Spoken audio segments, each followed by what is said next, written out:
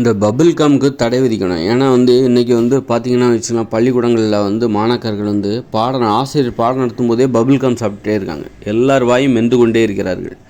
ஏன்னா மாணவர்களுக்கு பொறுமை இல்லை, பள்ளிக்கூடத்தில் உட்கார்ந்து கல்வியை கற்பதற்கான பொறுமை இல்லை. அதனால தான் அவங்க அதை தவிர வேறு ஏதாவது வேலை செய்யலாமா, அந்த நேரத்தை எப்படி கடந்து செல்வது, ஆசிரியர்கள் பாடம் நடத்துகிற அந்த நேரத்தை எப்படி கடந்து செல்வது, அந்த அரை மணி நேரத்தை அல்லது அந்த 40 நிமிடத்தை, அந்த ஒவ்வொரு பாட வேலையும் 40 நிமிடம், அந்த 40 நிமிட வேலையை எப்படி கடந்து செல்வது, ஐயோ எப்படா இந்த பீரியட் முடியும் அப்படிங்கிற அந்த பொறுமையற்ற அந்த தன்மையில் இப்போ மாணவர்கள் மாட்டிக்கிட்டு இருக்காங்க.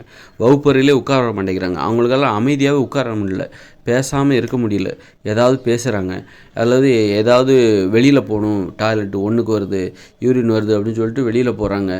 அப்புறம் தண்ணி குடிக்கணும்னு சொல்லிட்டு வெளியே போகிறாங்க. ஏதாவது காரணத்தை தேடுறாங்க, இந்த வகுப்பறை விட்டு வெளியே செல்வதற்கான காரணத்தை தேடுகிறார்கள். அப்புறம் பபுள் காம் போட்டுக்கிட்டே இருக்காங்க, பபுள் காம் சாப்பிட்டுட்டே இருக்காங்க. நிறைய பேர், பெண்களாக இருந்தாலும் சரி, மாணவிகளாக இருந்தாலும் சரி, மாணவர்களாக இருந்தாலும் சரி, இந்த பபுள் காம் சாப்பிட்ற பழக்கம் வகுப்பறையிலே இது நடக்குது. அப்போ வெளியே துப்புடான்னா துப்புற மாதிரி நடிச்சிக்கிறாங்க, அப்புறம் அதை எடுத்து உள்ள வச்சுக்கிறாங்க.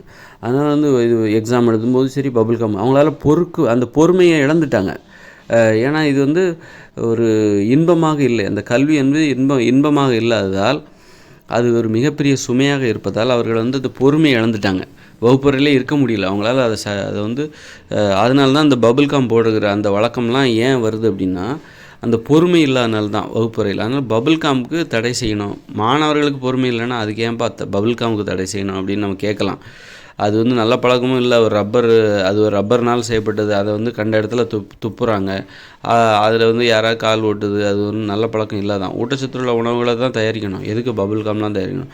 இந்த மாதிரி வழக்கத்தை இப்போ புகைப்பிடிக்கிறாங்க, மாணவர்கள் புகைப்பிடிக்கிறாங்க அப்படின்னா, மாணவர்கள் புகைப்பிடிக்கக்கூடாதுன்னு சொல்லுங்கள், அதுக்கு எதுக்கு புகைப்பிடிக்கிற பொருளை தடை செய்யணும் அப்படின்னு கேட்குற மாதிரி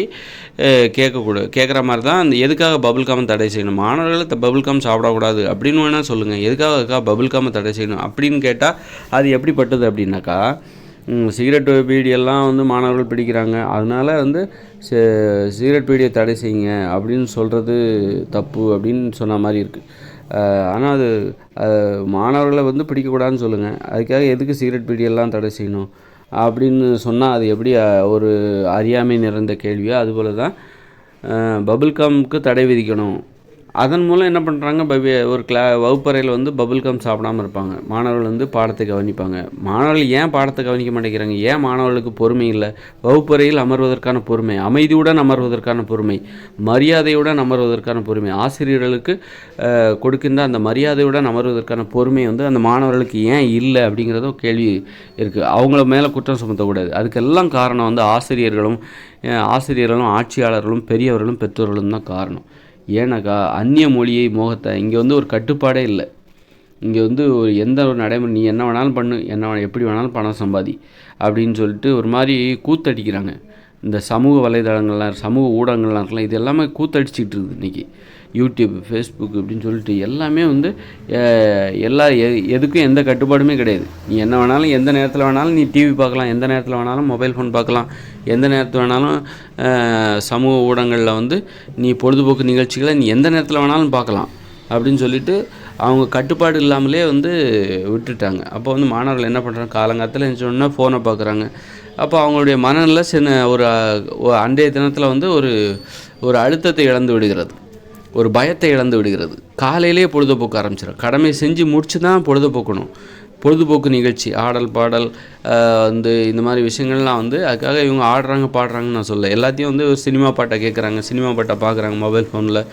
இது எல்லாமே காலங்காலத்தில் எந்திரிச்சு முடித்தோன்னா அதில் தான் போய் பார்க்கும். அப்போ காலையில் எழுந்திரிச்சா நமக்கு நிறைய கடமைகள் இருக்குது, ஒவ்வொரு நாளும் நமக்கு நிறைய கடமைகள் இருக்குது. நாம் தொழில் செய்யணும், நம்ம படிக்கணும், அல்லது அப்படி நிறைய கடமைகள், படிக்கிறதுல நிறைய வேலை, இது எல்லாம் முடிச்சுட்டு, எல்லா வேலையும் முடிச்சுட்டு ஒரு சாயந்தரம் 6 மணிக்கு மேலே நம்ம சரி மொபைல் ஃபோன் பார்ப்போம்.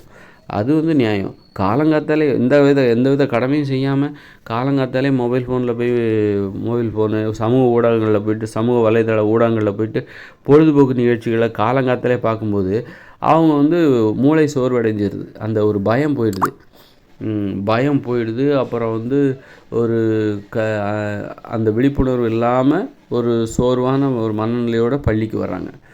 பள்ளியில் அவங்களால இருக்க முடியல, ஒரு பொறுமையாக உட்கார முடியல.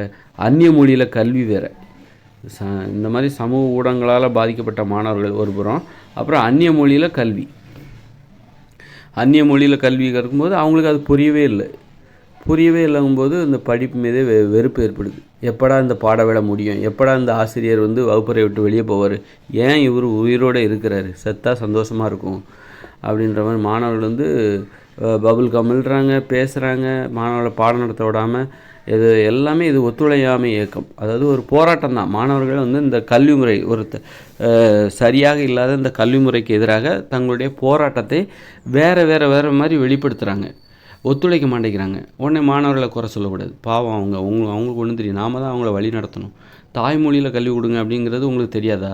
இந்த அறிவு கூட அவங்களுக்கு இல்லை.